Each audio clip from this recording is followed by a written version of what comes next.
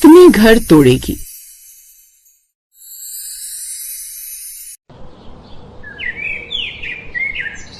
आप मुझे छोड़कर क्यों चले गए?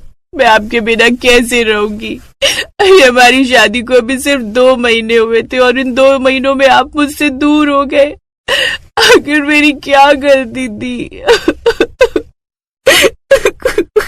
ये बोलकर सीमा अपने पति रमेश की डेड बॉडी को पकड़कर फूट फूट कर रोने लगती है। दरअसल सीमा और रमेश की शादी को सिर्फ 2 महीने हुए थे। उन दोनों ने लव मैरिज की थी। पिछले 4 साल के रिश्ते के बाद जब उन्होंने शादी की तो शादी के 2 महीने बाद एक कार एक्सीडेंट में रमेश की मौत हो गई। बस यही सदमा सीमा बर्दाश्त नहीं कर पा रही थी। वहीं दूर खड़ा अशोक, जो रमेश का दोस्त था, वो अपनी पत्नी के साथ रमेश की अंतिम क्रिया में आया हुआ था। तभी रमेश की पत्नी सुनीता सीमा को संभालती है और बहुत जल्द रमेश का अंतिम संस्कार कर दिया जाता है। देखो सीमा, मैं जानता हूँ ये टाइम तुम्हारे लिए बहुत मुश्किल भरा है, लेकिन फिर भी तुम्हें किसी भी चीज की जरूरत हो तो तुम सबसे पहले मुझे याद करना। मैं हमेशा तुम्हारे लिए अवेलेबल रहूंगा।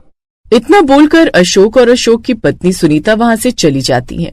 ऐसे एक दिन सीमा बाजार से घर की तरफ आ रही थी, जहाँ उसे 2 औरतें आपस में बात करते हुए मिलती हैं। देख रही हो बहन, इस औरत के कदम शुभ नहीं है। आती अपने पति को खा गई और अब इसकी नजर अपने पति के दोस्त पर है। बेचारे का अच्छा खासा घर खराब करने की सोच रही है। ये बताओ, उसकी एक पत्नी है फिर भी मुंह उठाकर चली जाती है अशोक के घर। अरे बहन, हमें क्या मतलब, कोई कुछ भी करे, वैसे भी जवान है। अरे जवान है तो क्या हुआ, दूसरे का घर तोड़ेगी क्या? अपना तो तोड़ दिया, अब सोच रही है उस बेचारी का भी तोड़ दे। ना जाने और कितने घर तोड़ेगी ये औरत।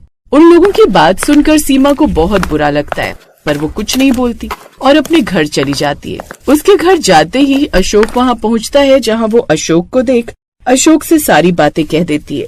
जिस पर अशोक कहता है, जिस तरह रमेश मेरा दोस्त था उसी तरह तुम भी मेरी दोस्त हो सीमा, और अगर तुम्हें कोई इस तरह बोले तो मैं चुप नहीं रहूंगा। नहीं अशोक, ये जमाना है ही ऐसा। अरे इन लोगों को तो मौका चाहिए बोलने का। आखिर हम लोग कितने लोगों का मुंह बंद करवा पाएंगे। मैं तो कहती हूँ मुझे यहाँ से चले ही जाना चाहिए। न मैं रहूंगी और न ही यहाँ इस तरह की बातें होंगी। लेकिन तुम जाओगी कहाँ? दुनिया बहुत बड़ी है अशोक, कहीं न कहीं तो आश्रय मिल ही जाएगा। मैं और सुनीता दूसरे शहर में शिफ्ट होने जा रहे हैं। मैं तो कहता हूँ तुम भी हमारे साथ चलो। हम भले ही एक घर में नहीं रहेंगे लेकिन आसपास रहेंगे, और इस चीज से सुनीता को भी कोई प्रॉब्लम नहीं है। अशोक के काफी मनाने के बाद सीमा मान जाती है और वो अपना सामान बांधकर अगले ही दिन अशोक और सुनीता के साथ शहर में शिफ्ट हो जाती है। नया शहर, नई जगह, पर सीमा के दिल का घाव वही पुराना था। वे तीनों एक ही कॉलोनी में अलग अलग घरों में रहने लगे। अशोक और सुनीता ने सीमा को कभी अकेला महसूस नहीं होने दिया, पर सीमा हमेशा खुद को उन दोनों के बीच एक परछाई मानती थी। 10 साल बीत गए। समय बीतता गया पर नियति ने अपना खेल जारी रखा। रमेश के जाने के ठीक 10 साल बाद सुनीता को एक गंभीर बीमारी ने जकड़ लिया। इलाज का कोई असर नहीं हो रहा था, पर इस दौरान सीमा ने अशोक और सुनीता के घर को पूरी तरह से संभाल लिया।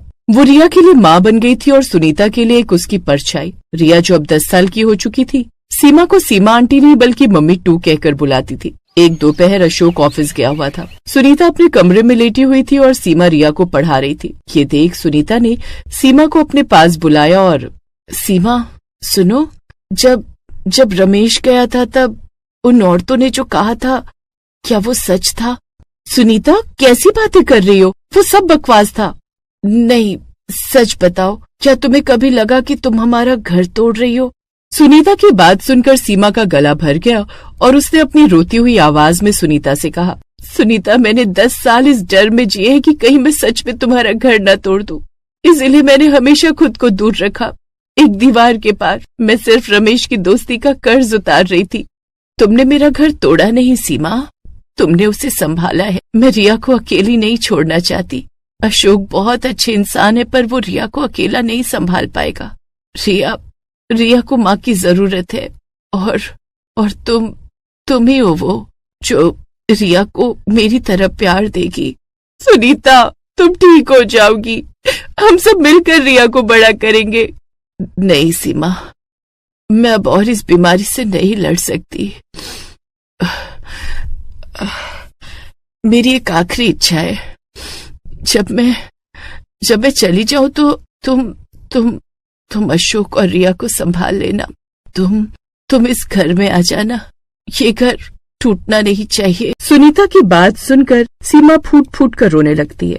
समय गुजरता है और गुजरते समय के साथ सुनीता अब इस दुनिया को छोड़कर चली जाती है। पत्नी के जाने के बाद अशोक अब पूरी तरह से टूट चुका था। एक तरफ पत्नी के जाने का गम, दूसरी तरफ रिया को संभालने की जिम्मेदारी। उसे कुछ समझ नहीं आ रहा था कि आखिर वो ये सब कुछ कैसे संभाले। ऐसे ही एक रात अशोक सुनीता की तस्वीर के आगे रो रहा था और सुनीता, तुम मुझे छोड़कर क्यों चली गई? तुमने कहा था कि तुम रिया का ख्याल रखोगी, अब मैं क्या करूं? जहाँ एक तरफ अशोक अपनी पत्नी के गम से बाहर नहीं आ पा रहा था, तो वहीं दूर खड़ी सीमा ये सब देख रही थी। थोड़ी देर बाद सीमा अब अशोक के पास आकर उसे संभालती है, क्योंकि वो जानती थी कि उसे अब मजबूत बनना होगा, सिर्फ अशोक के लिए नहीं बल्कि रिया के लिए भी, क्योंकि सुनीता के कहे गए अंतिम शब्दों ने सीमा के मन पर से एक बड़ा बोझ उतार दिया था। अब वो सिर्फ एक सहारा नहीं थी बल्कि एक जिम्मेदारी थी। समय गुजरता है और गुजरते समय के साथ 6 महीने बीत जाते हैं। सीमा ने अपना घर बेच दिया और अशोक के घर में शिफ्ट हो गई। ये किसी रोमांटिक प्रेम कहानी का अंत नहीं था, बल्कि एक भावनात्मक समझौता था। ऐसे ही एक रात सीमा रिया को सुला रही थी, तभी रिया ने अचानक पूछा, मम्मी तू मेरी असली मम्मी कहाँ गई? तुम्हारी मम्मी वो ऊपर तारों के पास चली गई ताकि वो तुम्हें हमेशा देख सके। तो क्या आप भी चली जाएंगी? क्या मेरा घर फिर से टूट जाएगा? रिया का ये सवाल सीमा के दिल में तीर की तरह चुभता है। ये सवाल उन औरतों के तानों से ज्यादा दर्दनाक था। नहीं मेरी बच्ची, मैं कहीं नहीं जाऊंगी। ये तुम्हारा घर है और मैं इसे कभी नहीं टूटने दूंगी, ये मेरा वादा है। सीमा ने रिया को सुला दिया और अब वो उसके कमरे से बाहर आ जाती है, जहाँ उसने देखा कि कमरे के बाहर दरवाजे पर अशोक ये सब कुछ सुन रहा है। अशोक की आंखें आंसुओं से नम थी। सीमा, तुम बहुत अच्छी हो। तुमने रिया को और इस घर को एक नया जीवन दिया है। अशोक, मुझे नहीं पता कि मैं तुम्हारी पत्नी की जगह ले सकती हूँ या नहीं, पर बस मैं इतना जानती हूँ कि सुनीता ने मुझे ये घर सौंपते हुए कहा था कि ये घर टूटना नहीं चाहिए। मैं अब सिर्फ रिया के लिए जी रही हूँ और सुनीता की दी हुई जिम्मेदारी पूरी कर रही हूँ। सीमा, अब तुम मेरी पत्नी हो। हम दोनों ने बहुत दर्द झेला है, रमेश के जाने का दर्द और सुनीता के जाने का दर्द। हम दोनों टूटे लोगों ने मिलकर एक नया घर बनाया है। ये प्यार नहीं तो क्या है? अशोक का ये सवाल सुनकर अब सीमा थोड़ी देर चुप हो जाती है और एक गहरी सांस भरती है और अशोक से कहती है, ये प्यार है पर ये डर भी है कि कहीं कल को रिया या समाज ने फिर से पूछ लिया कि कितने घर तोड़ेगी तू सीमा। अशोक ने सीमा को अपने गले लगा लिया। वो जानते थे कि उनका रिश्ता हमेशा सवाल और जवाब के बीच झूलता रहेगा। सीमा ने रमेश के टूटे हुए घर का बोझ उठाया था और अब वो सुनीता के अधूरे घर को पूरा करने की जिम्मेदारी निभा रही थी। उनकी जिंदगी अब प्रेम से ज्यादा कर्तव्य और कुर्बानी की मिसाल थी। सीमा ने उन औरतों के तानों को गलत साबित कर दिखाया था। उसने किसी का घर तोड़ा नहीं बल्कि अपने आंसुओं से सींचा था ताकि रिया का बचपन सलामत रहे। उस रात सीमा ने पहली बार अपने दिल में शांति महसूस की। वो रमेश को कभी नहीं भूल सकती थी, पर उसने अब जीना और जोड़ना सीख लिया था। ऐसे ही समय गुजरता है और गुजरते समय के साथ अब अशोक और सीमा ने एक दूसरे के लिए वो एहसास महसूस किया जो शायद उस समय पर उन दोनों ने अपने अपने पार्टनर के लिए किया था। ऐसे ही एक दिन रिया का बर्थडे था। तभी रिया अपनी मम्मी टू यानी सीमा का हाथ पकड़कर अशोक के हाथ में देती है और कहती है, पापा मम्मी, आज मैं अपने बर्थडे पर आपसे एक गिफ्ट मांगना चाहती हूँ, क्या आप मुझे देंगे? रिया का ये सवाल सुनकर सीमा और अशोक ने एक दूसरे की तरफ देखा और बोलो बेटा। हाँ बेटा, मैं ये कहना चाहती हूँ कि मुझे आप दोनों का प्यार चाहिए। मैं जानती हूँ कि मेरी असली मम्मा हमेशा हमेशा के लिए ऊपर भगवान के पास जा चुकी हैं, लेकिन अब मैं अपनी मम्मी टू को खोना नहीं चाहती। आपको पता है, जब मैं स्कूल जाती हूँ तो मेरे दोस्त मुझे चिढ़ाते हैं। वो बोलते हैं कि मेरे पापा की दोस्त जो हमारे घर में रहती हैं, वो मेरी सगी मम्मी नहीं। पापा, मैं आपकी और मम्मी टू के रिश्ते को एक प्योर रिश्ता बनाना चाहती हूँ। मैं उन सब के मुंह बंद करना चाहती हूँ जो आपकी और मम्मा के बारे में गलत बोलते हैं। आप दोनों शादी कर लीजिए। रिया की बात सुनकर अशोक और सीमा की आंखें भर जाती हैं और वो दोनों उसे गले से लगा लेते हैं। पर क्योंकि रिया ने अपने बर्थडे पर यह गिफ्ट मांगा था, इसलिए अब वो दोनों एक दूसरे से शादी कर लेते हैं और एक सच्चे रिश्ते में बंध जाते हैं।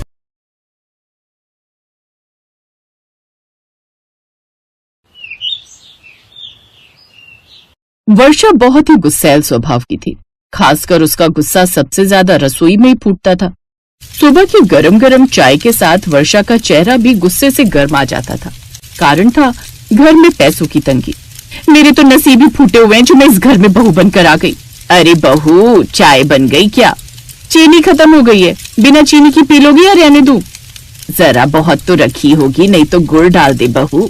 अरे मैं झूठ थोड़ी बोल रही हूँ, चीनी होती तो मैं बोलती क्यों, और गुड़ कहाँ से आएगा? इतने महीनों से गुड़ देखा आपने रसोई में? बोलो। बहू तुम हर समय गुस्से में क्यों रहती हो? जरा सी गरम चाय क्या बोल दी, तुम तो खुद ही गुस्से से गरम हो रही हो। रहने दो चाय, मैं लाजवंती के घर पी आऊंगी। हाँ, और 4 बुराइयां भी कराऊंगी। आपके पास मेरी बुराइयां करने के सिवा काम ही क्या है? बहू मैं बुराइयां करने नहीं जा रही हूँ।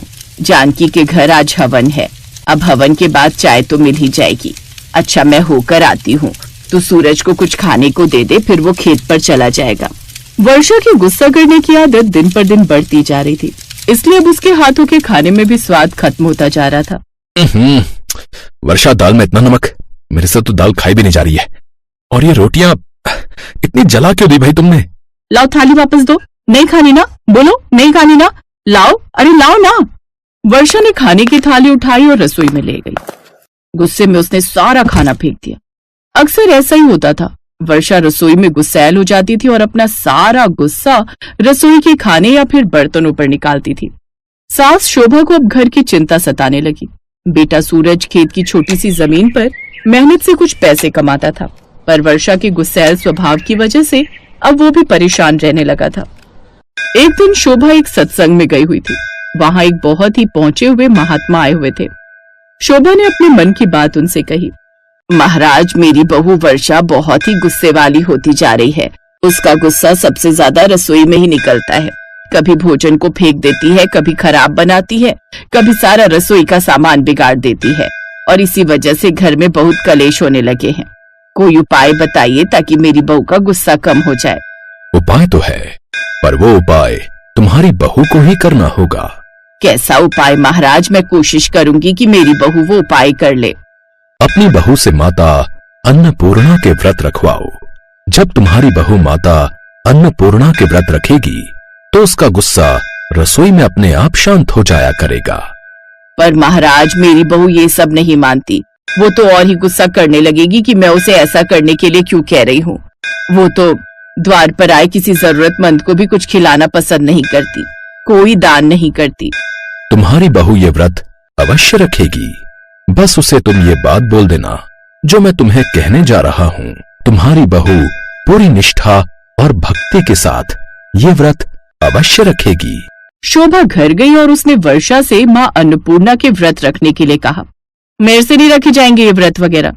बहू, क्या तुम नहीं चाहती कि हमारे घर से गरीबी दूर हो जाए, हम भी अमीर हो जाएं? साधु बाबा ने कहा है, अगर तुम अन्नपूर्णा माता के सारे व्रत पूर्ण विधि विधान से रखोगी और उस बीच अपने हाथों से बनाया भोजन भूखे और जरूरतमंद लोगों को खिलाओगी, तो हमारे अन्न धन के भंडार भर जाएंगे। रिश्तेदारी में हमारी इज्जत बढ़ जाएगी जब हम सुखी समृद्ध हो जाएंगे। शोभा जानती थी कि साधु बाबा के कहे अनुसार उसने वर्षा को मां अन्नपूर्णा के व्रत रखने के लिए मनाने की कोशिश की थी। वो इसीलिए ये सब बातें बोल रही थी ताकि मां अन्नपूर्णा का व्रत रखते हुए वर्षा का मन शांत रहे और वो रसोई में कोई गुस्सा न करे। साथ ही वर्षा के हाथों से दान पुण्य भी हो जाए। सास की बातें सुनकर वर्षा के मन में अमीर होने का लालच आ गया। वर्षा ने मां अन्नपूर्णा का नाम लेकर व्रत शुरू किए। मां अन्नपूर्णा की पूजा करती। पहले पहले वो सिर्फ दिखावे के लिए ये सब करती थी, पर जैसे जैसे दिन बीतते गए एक अजीब सी शांति उसे महसूस होने लगी। पहली बार वर्षा ने बिना गुस्से की रोटियां बनाई। जब सास ने खाने की थाली में से रोटी तोड़ी तो हल्के से मुस्कुराते हुए बोली, आज की रोटियां तो नरम भी हैं और दिल से बनी लगती हैं। हे मां अन्नपूर्णा, बस ऐसे ही मेरी बहू का गुस्सा कम हो जाए, घर में सुख शांति बने रहे, मैं तो बस यही चाहती हूँ। धीरे धीरे वर्षा का व्यवहार बदलने लगा। वो अब रसोई में गुस्से की जगह भक्ति के भजन गुनगुनाने लगी।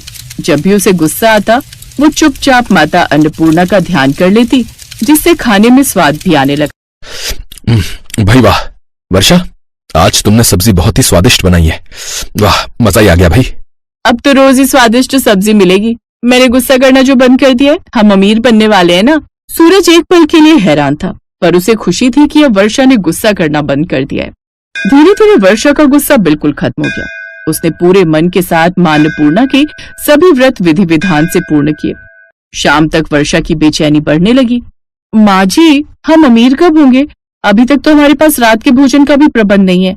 जो पैसे थे हमने उद्यापन के भोजन में लगा दिए, बस थोड़ी सी खीर बची है। क्या हम रात में वही खीर खाएंगे? आप बोल रही थी कि माँ अन्नपूर्णा के व्रत रखने से हम अमीर हो जाएंगे, पर अभी तक तो हम अमीर हुए नहीं। बहू, थोड़ा सब्र तो करो, आज ही तो व्रत का समापन हुआ है, हो सकता है कुछ दिन बाद हो जाए, पर तुम गुस्सा मत करना वरना तुम्हारी सारी भक्ति व्यर्थ हो जाएगी। शोभा ने उस दिन वर्षा को समझा दिया, पर अगले कुछ दिनों तक वर्षा बार बार एक ही सवाल करती रही और आदत के अनुसार वर्षा फिर गुस्से में आ गई। तभी उसके द्वार पर एक बूढ़ी औरत आकर खड़ी हुई। बूढ़ी औरत ने भोजन मांगा, पर वर्षा ने उसे मना कर दिया। जाओ अम्मा जाओ, पहले ही अन्नपूर्णा व्रत में इतना भोजन भूखे और गरीब जरूरतमंद लोगों को खिलाया, पर कोई फायदा नहीं हुआ। बड़ी मुश्किल से आज ये खिचड़ी बनाई है, मैं तुम्हें नहीं खिला सकती, जाओ कहीं और जाकर मांगो। अरे बहू, द्वार पर कोई भूखा कुछ मांगे तो मना नहीं करते, थोड़ी खिचड़ी दे दे, बेचारी भूखी है, खुद मांग रही है, मना मत कर। अच्छा तो ठीक है, आपको ज्यादा ही चिंता हो रही है ना, तो आपके हिस्से की दे देती हूँ, आज आप भूखी रहो, आपको खिचड़ी नहीं मिलेगी। वर्षा फिर गुस्से से भर आई और उसने गुस्से में उस बूढ़ी औरत को अपनी सास के हिस्से की खिचड़ी खाने को दे दी। ये लो खाओ, तुम्हारी किस्मत अच्छी है जो तुम्हें मेरी सास के हिस्से की खिचड़ी खाने को मिल रही है। खिचड़ी में आज वो स्वाद नहीं बेटी, जैसा स्वाद तुमने मेरे व्रत रखते हुए खाने में डाला था। शायद मेरे व्रत रखते हुए तुमने अपने गुस्से का त्याग किया था, तुमने मेरी प्रतीक्षा भी नहीं की, मुझ पर विश्वास भी नहीं बनाया। एक बार सच्चे मन से लालच का त्याग करके मुझ पर विश्वास रखकर मेरे व्रत रखती तो मैं तुम्हारी मनोकामना अवश्य पूरी करती, किंतु आज तुमने जो किया उसके बाद मैं तुमसे रुष्ट हूँ। तुमने अपने गुस्से में आकर अपनी बूढ़ी माँ समान सास का भोजन मुझे दिया और कहा कि वो भूखी रहे। बोलो वर्षा, क्या तुमने ये घोर पाप नहीं किया? आप कौन हो? मैंने आपको पहचाना नहीं। तभी बूढ़ी औरत माँ अन्नपूर्णा का रूप ले लेती है। वास्तव में माँ अन्नपूर्णा वर्षा की परीक्षा लेने आई थी, पर वर्षा के व्यवहार को देखकर माँ अन्नपूर्णा उस पर क्रोधित हो गई। माँ मुझसे भूल हो गई, सारा दोष मेरे गुस्से वाले स्वभाव का ही है। मैंने धैर्य नहीं रखा और माँ जी पर भी गुस्सा किया, उनके साथ बुरा व्यवहार किया। मैं अपनी भूल की क्षमा मांगती हूँ माँ। हे माँ अन्नपूर्णा, मेरी बहू की भूल क्षमा कर दो, हम पर कृपा करो माँ। मैं तुम्हारी भूल के लिए तुम्हें तभी क्षमा करूंगी वर्षा, जब तुम अपने क्रोध पर नियंत्रण करना सीख जाओगी। जिस घर की रसोई में अन्न का अपमान होता है, जहाँ गृह कलेश होता है, उस घर में मेरा वास कभी नहीं होता।